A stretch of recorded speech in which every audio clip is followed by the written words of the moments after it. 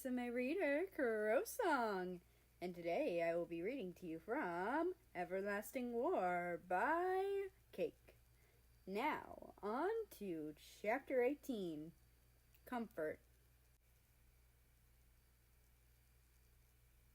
America wobbled through the room, holding himself close to the walls. Russia guided him slowly as he trudged forward. He was slowly regaining his ability to walk far and without stopping, but he was still in pain all the time. "Nice and steady," Russia said quietly, leaning America against him. America groaned as he stepped forward again, the pain in his abdomen only increasing. Russia repositioned his hand, allowing America to set some of his weight on Russia instead of carrying himself for so long. America felt embarrassed, having to rely on the SAR for support. He should have been back to walking normally now, but he also was cut in his leg, leading to this. The doctor said he had to rebuild the muscle slowly, but fuck did it hurt to do so. "Sit down," Russia said, wrapping his arm around America's waist, positioning the Breton air in front of a chair. "This fucking sucks," America mumbled, practically collapsing into the chair, if Russia didn't catch him and guide him down. So pathetic. "You are fine," Russia replied, sitting down next to America. "It takes time." Too long of time for too much pain. Russia gently grasped America's hands, holding them firmly as he brought them to his face. He kissed them both, using it as a way to reassure America. "So star-like of you," America joked, leaning his head onto Russia's shoulder. There was something about Russia that was just pure comfort to America. America's bed was full of emptiness, loneliness, and dread. Russia, however, would make a better bed in America's expert opinion. He could talk to him, lean on him, rely on him, and not act like some stuck-up royal around Russia. It was perfect. He was perfect. Only since so much trauma had happened to Russia, whether it was his mother's death or him murdering his father and brother, it seemed to weigh America down too. Only way America could explain it was how you try to take the weight off your husband's shoulder and hold some of that weight so they can have a little comfort. "How is the pain?" Russia asked, slowly rubbing America's back. "I can get the hot rag to place on your stomach and another one for your thigh." "That would be delightful." America sighed, pulling himself off of Russia. He watched Russia get up and leave, leaving America alone in the room. He turned his head to spot the bed in the window nook. The bed he slept in.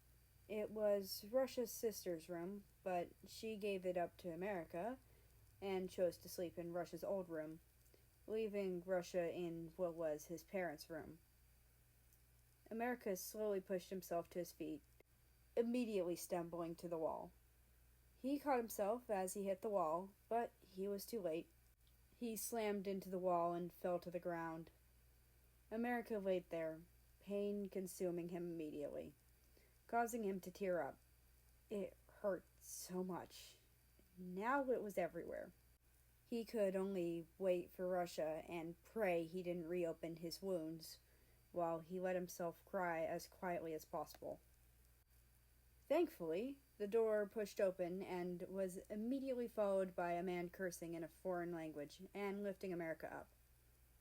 He picked America up and carried him to the bed, settling him down as gently as possible before going to close the door and grab the basket he brought in.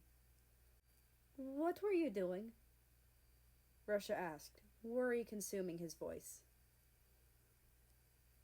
"Walk over here and lay down," America replied, groaning as Russia removed his shirt. Russia only shook his head, placing a damp, warm rag on America's wound. He placed his hands on America's waist and asked for permission to remove the pants so he could place a rag on his leg wound, which America gave him. Russia slowly removed his pants, making sure not to hurt or discomfort him, obviously nervous while doing so. Once he had them off, he folded them and set them off to the side with his shirt. Then he placed a rag on the wound, pulling a blanket over America's lower body quickly when he finished. "You act like you don't want to see my amazing legs," America snickered, looking at Russia. Russia only rolled his eyes and sat down in the chair that had been next to the bedside. "Thank you," America said, reaching his hand over to grab Russia's, just wanting to touch him. "Of course," he replied, moving his hand closer to America. America felt Russia rest his head on America's chest, placing his other hand with America's.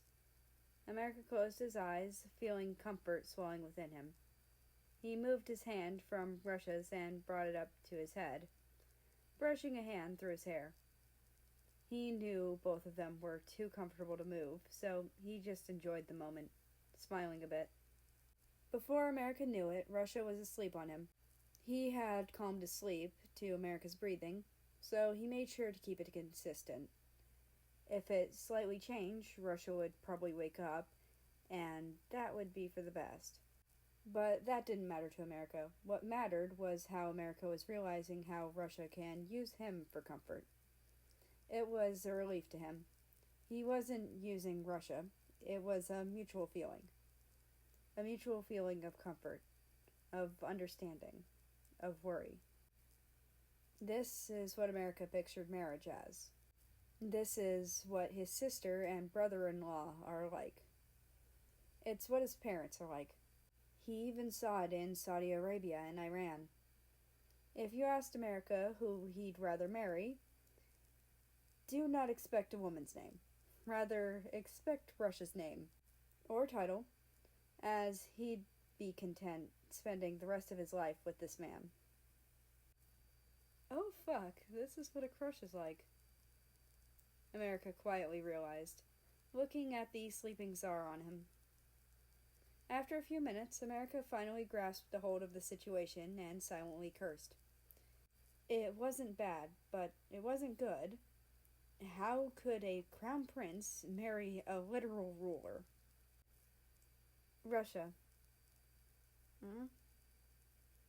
Russia stirred awake after hearing his name and looked at America, not fully awake yet. "Your neck is going to hurt when you wake up. Just get in the bed with me." Russia nodded and stood up, stretching himself before he was stopped again by America putting his hand up. "Take your jacket and belt off. It'll be more comfortable for me that way as well," he told Russia, turning his head to face him.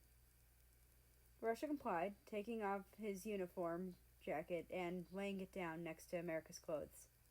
He only took so long to do so because of all the accoutrements, the aguete, making sure they didn't get tangled in itself. He then took out his saber and set it down, taking off his belt then. Once he had it off, he set it down and inserted the saber back into its sheath, placing the belt next to his jacket.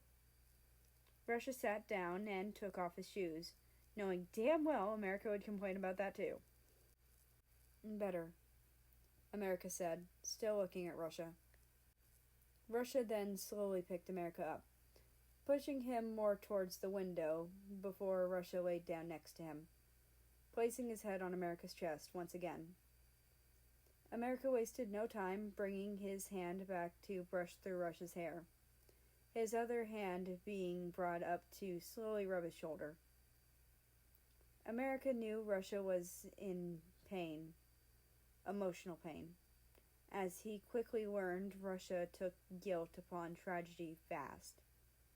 He had guilt over his mother's death, although he could have done nothing to prevent it. He had guilt over the attack on America, but he didn't know what would happen.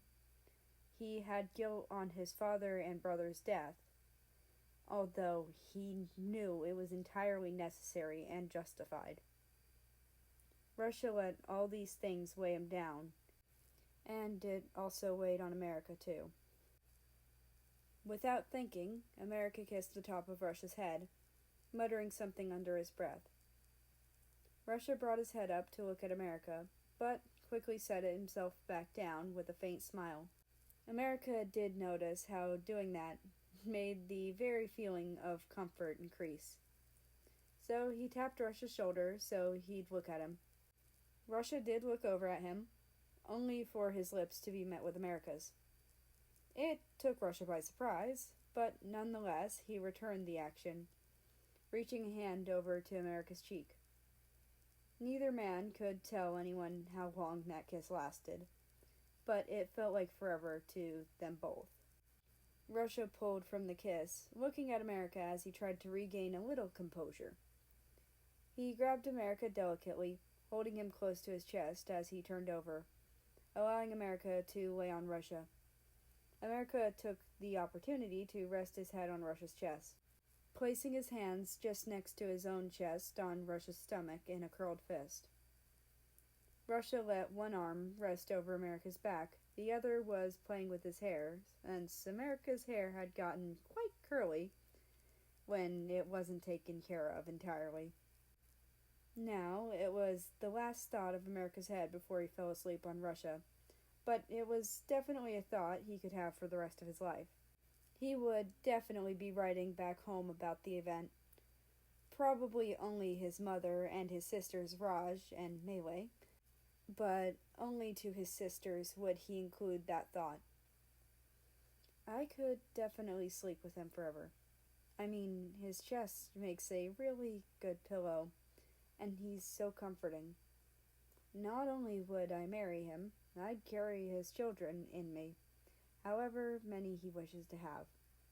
God fucking damn it, he's hot. And that's the end of this chapter. I hope you enjoyed. Anyway, I'd like to invite you to join the Discord, which is linked down in the description below. That being said, I hope you have a nice rest of your day, night, or whatever it is for you. Just enjoy your time. And I will see you tomorrow.